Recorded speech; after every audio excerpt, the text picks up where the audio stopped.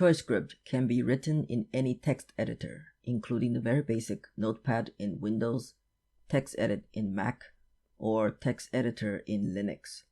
You can even use word processors like MS Office, LibreOffice, just as long as you turn off auto-replace for smart quotes, because the quote marks used in the code portion of ChoiceScript need to be the simple quotes, not the fancy ones. However, these basic writing tools do not offer support specifically for ChoiceScript, which has code syntax that a writer needs to memorize or knows where to find the reference for, which can be the Choice of Games website or fan-made wikis. Seaside is a fan-made code editor specifically for writing ChoiceScript. Ever since the security updates to Firefox and Chrome that forced users to run a Node.js server before they can run their ChoiceScript game locally, I have only been able to recommend Seaside to ChoiceScript beginners to write their projects.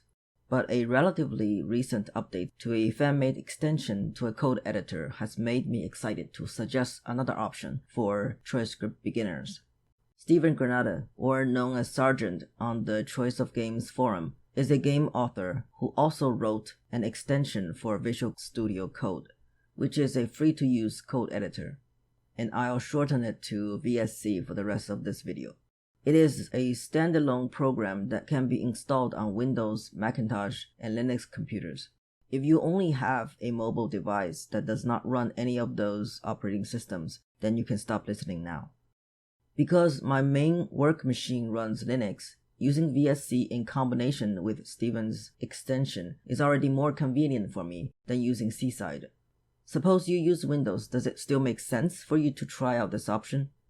Note that VSC is not designed for ChoiceScript, but because it was not created by a single person nor maintained by that one person, it is more stable and can be used for other programming languages.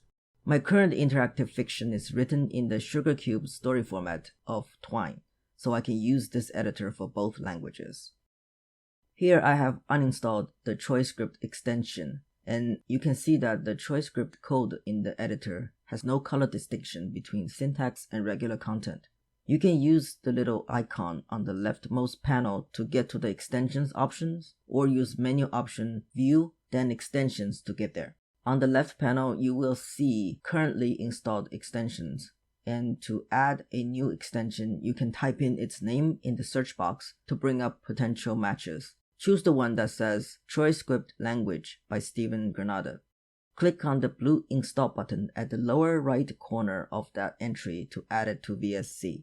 And if you want a spell checker that's modified by Steven to work with his extension, follow the link to his GitHub code repository, download the .v6 file, and then install it through this extensions menu option. Now I will recreate my ChoiceScript example game in this setup.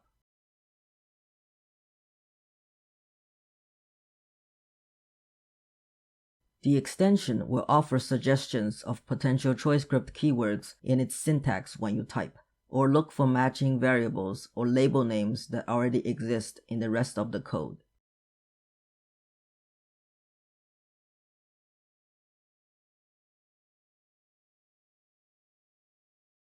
If it detects potential errors, like an unintentional indentation, it will underline that part of the code, like how word processors might underline a misspelled word. These features are not yet in the web version of Seaside, so at least for me, using VSC on my Linux machine is already more convenient.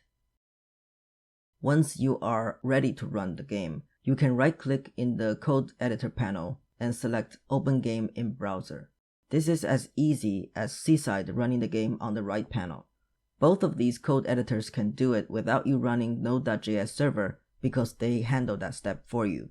If you want to run quick test and random test, you can right-click in the code editor panel again and select the option you want. The Dropbox web version of Seaside cannot run quick test and random test, so this is more convenient for users who used to rely on the web version of Seaside.